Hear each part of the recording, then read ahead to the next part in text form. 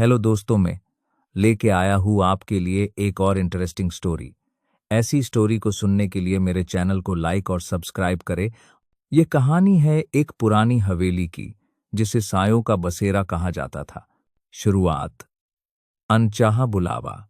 रवि दिल्ली शहर का एक मशहूर पैरानॉर्मल इन्वेस्टिगेटर है। 2020 की एक सर्द रात को राजस्थान के एक सुनसान गांव पहुंचा।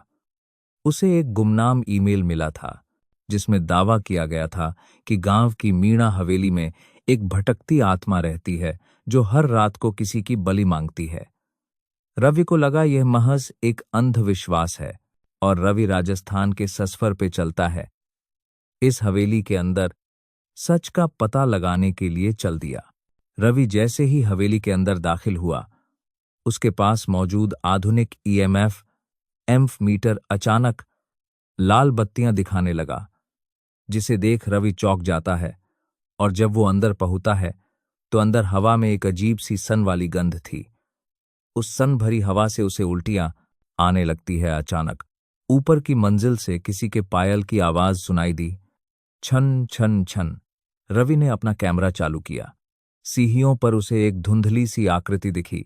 वह एक औरत थी, जिसके बाल जमीन तक लंबे थे, लेकिन उसका चेहरा दीवार की तरफ था। उसके हाथ इतने लंबे थे कि जमीन को छू रहे थे। रवि डर से पसीना पसीना हो गया। रवि ने हिम्मत जुटाकर पूछा, तुम कौन हो? क्या चाहती हो? आकृति धीरे से मुई। उसका चेहरा नहीं था, सिर्फ कोरी सफेद चमड़ी थी, जिस पर गहरे घाव के निशान थे। उन घावों से खून का रिसाव हो रहा था। वह फुसफुसाई, वह आ रहा है। तभी हवेली के सारे दरवाजे अपने आप बंद हो गए। रवि ने महसूस किया कि वह भटकती आत्मा उसे डरा नहीं रही थी, बल्कि उसे चेतावनी दे रही थी। असल खतरा वह आत्मा नहीं, बल्कि हवेली के तहखाने में छुपा कुछ और था। उस तहखाने बहुत खतरनाक घुराने की आवाज आने लगी, जो इतनी भयानक थी कि कलेजा चिर। उस आवाज से दीवारें कांपने लगीं और जमीन से काली परछाइयां निकलने लगीं। रवि ने भागने की कोशिश की, लेकिन सीढ़ियां गायब हो चुकी थीं। रवि खुद को कोस रहा था कि वो यहां क्यों आया। वो भागने लगा और चिल्लाने लगा, बचाओ बचाओ। भागते भागते आर्यन तहखाने में जा गिरा।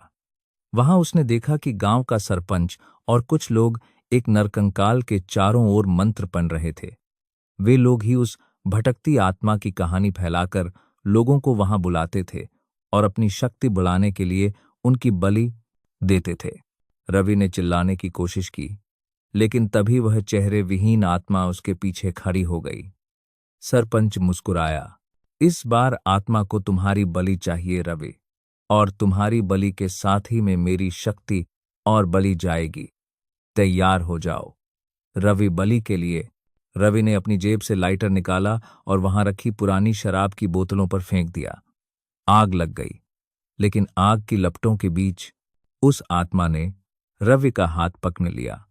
रवि की चीख पूरी हवेली में गूंज उठी, पर उस चीख को सुनने वाला कोई नहीं था, क्योंकि उस हवेली का डर ही लोगों को उसके पास जाने से रोकता था।